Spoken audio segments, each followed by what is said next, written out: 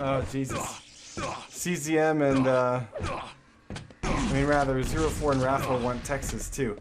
Sweet Lord. Oh, Now, God. see? This is why Quake Live is a wonderful thing, because we could just spawn up as many Texas servers as we want. Yep. Alright, we've gone live. Let's go ahead and just cast this bad boy. All right, so CZM Lone Wolf map number 1 is going to be T4, and look at this, actually, CZM down to 10 health. Thanks to that rail, Lone Wolf looking fairly good right now, but he's got to have a finisher fairly quick, otherwise CZM will be able to stack back up in mid-map, pick up a few shards, keep himself safe from another rail, and be able to plan out his next assault. No railgun for him yet, but CZM doing an absolutely phenomenal job of keeping his back to a wall, keeping away from Lone Wolf's rail.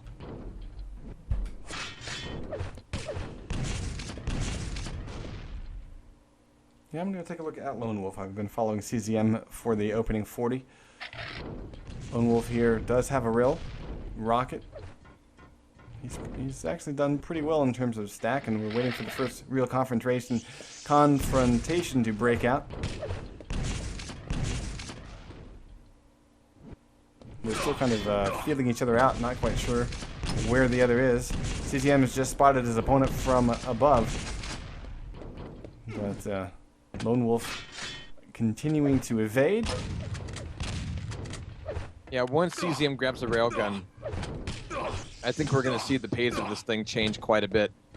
CZM has been able to actually hold on to high ground, and look at the angles he's picking here. He's not letting Lone Wolf get an easy shot on him at all. There's more armor for CZM. Railgun's still going to be gone at this point.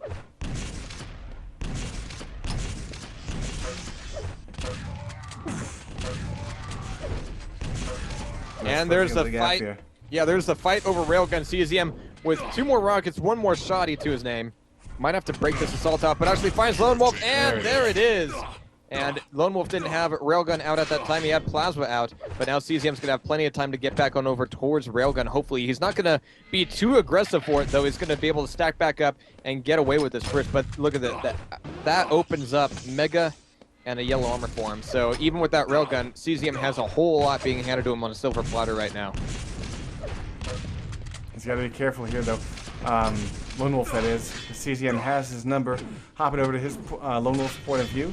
The railgun, I think, is an advantage he needs to continue to press, because once CZM gets it into his hands, it'll be quite a different story. CZM dropping in one more time, just like the first frag. Finds his opponent with rockets in center.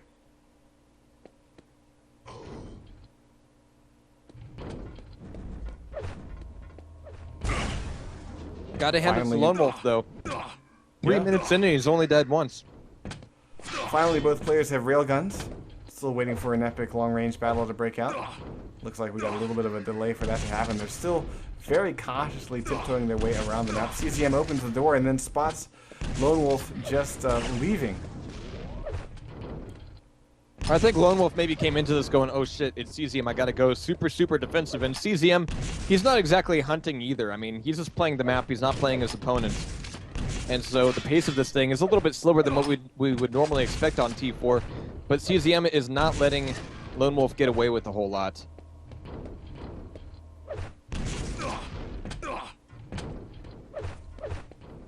Those doors are opening and closing like a Scooby-Doo cartoon. Very nice rails from CZM. That's going to be second frag up, and Lone Wolf is apparently fairly pleased about it.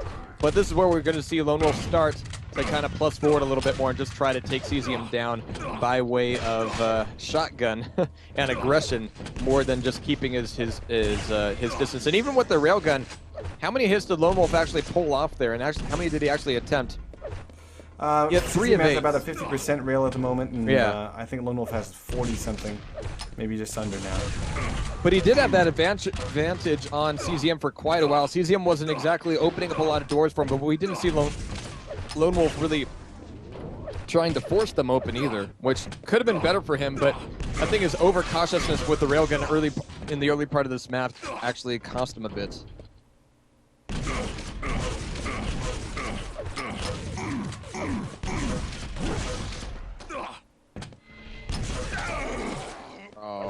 tough spawn, but that's one that Lone Wolf is going to be able to work with very nicely. He's actually got a frag up on the board. He's very weak right now.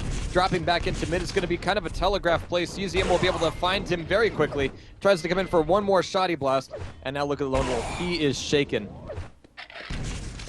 Yeah, he really has very few good options. He picks the best one, which was yellow armor. He can be a bit more survivable against the machine gun spam. But it seems like, you know, we haven't really seen any massive control. He's thinking and hoping he can duck underneath that Nice with rocket. 1 health. Yeah, a nice rocket, but with 1 health, you're not going to get too far. Impressive.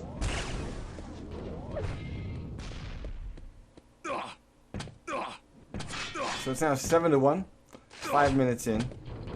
Indeed. And CCM is kind of enjoying, it's almost like a leisurely stroll across vertical vengeance.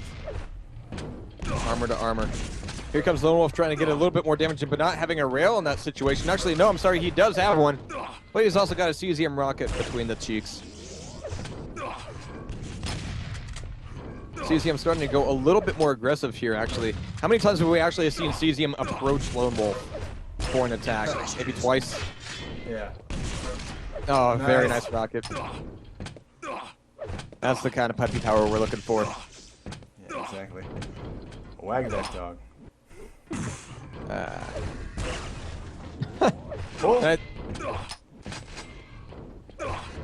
And Lone Wolf is going to be saying FML. He misses out the first jump for Mega Health, manages to take away the second, but he's still weaponless. Well, except for the machine gun. Yeah, the machine gun, which is no joke in Quake 3. CCM actually has to back off from that fight, and he has to be very careful about this plasma. 73 now, 63 health for CZM. 10 health make it, and he just ran out of shotgun shells. It's all about the railgun. Oh, nice shot indeed. So I'm just scarfing down this sandwich. It's delicious. No problem. I can usually kind of pace it out, but when it's this good, oh my god. But CZM has been taking a bit of damage from Lone Wolf here. I'm actually kind of surprised that Lone Wolf has only managed to get the 1 frag up on the board, and that is just evidence, or as CZM would say, it's just a product of CZM playing this thing very, very defensively in the right moments. I mean, what? He didn't say it was a cross product of. I wouldn't be too surprised, actually. That did make me chuckle, realizing. Yeah, I mean, CZM, whenever he's not in control, he's not crossing the map very much. He's not exposing himself at mid, and he's just being very, very adamant about keeping over to one of the sides of the map with the yellow armor, and keeping his face to the door, back to the wall, and keeping a close angle so that he can escape through the other way if his opponent comes around from the front.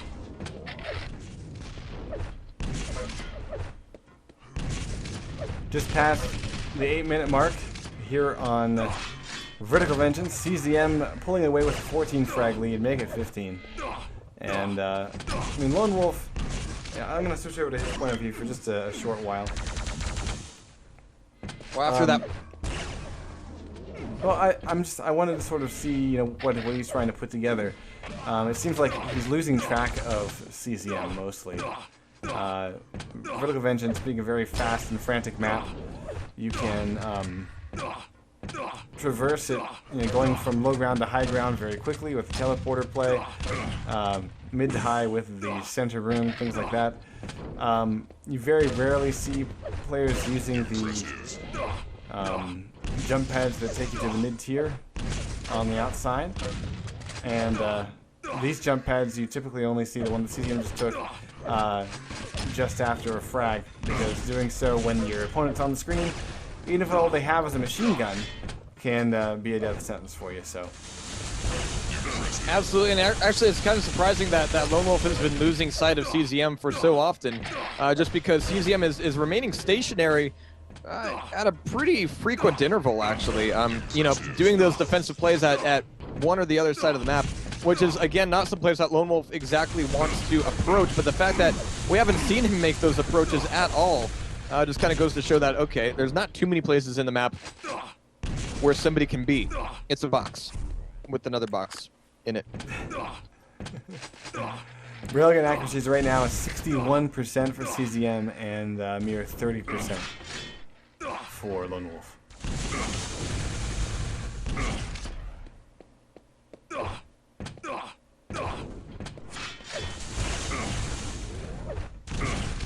So we're just about to hit the 10-minute mark. We got 5 minutes left on the clock. CZM is looking very, very strong here indeed, and it was what ZTN for the second map. I think so. Yeah. And I do wonder if that was Lone Wolf's pick.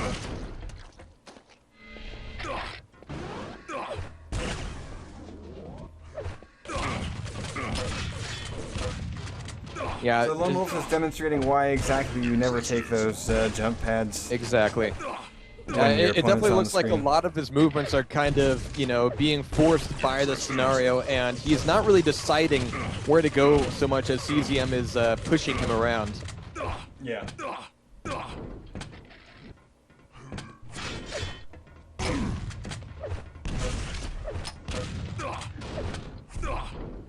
And yes, ladies and gentlemen, the final today is going to be best of 5. So we have a potential to see all 5 maps. We've already seen Joe DM a couple times, well, once, Walter and Rafa.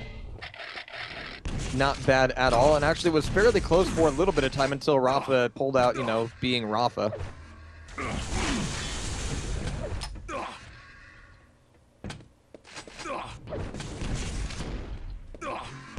But what do you think it would mean for the scene if Rafa, who, as far as we know, has been playing too much Quake 3 too frequently lately, is able to just step into the tournament and just own face and then just wipe his hands off and leave?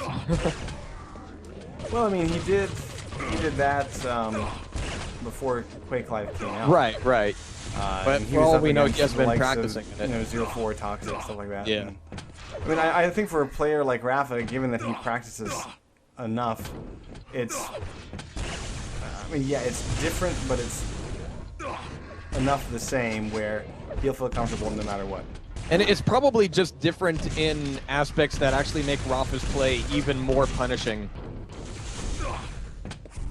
The precise calculated rockets are going to be, you know, one rocket is going to wreck your world a hell of a lot more in Quake 3 than it will in Quake Live. So, yeah, Rafa's same style of play might actually be even more effective here.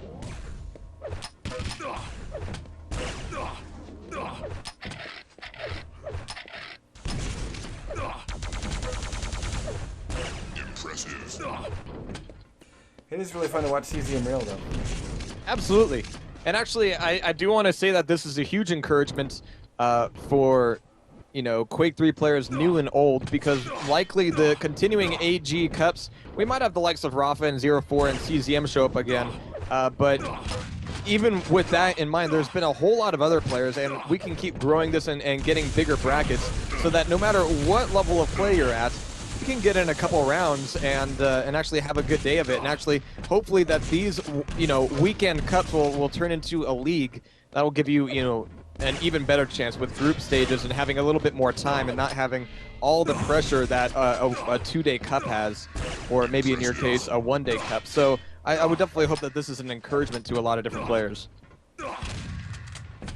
And yeah, we are seeing more tournaments adopt kind of a split bracket, a new bracket and a quote-unquote experienced bracket, which is a move that I've really been appreciating a lot over the past couple of years.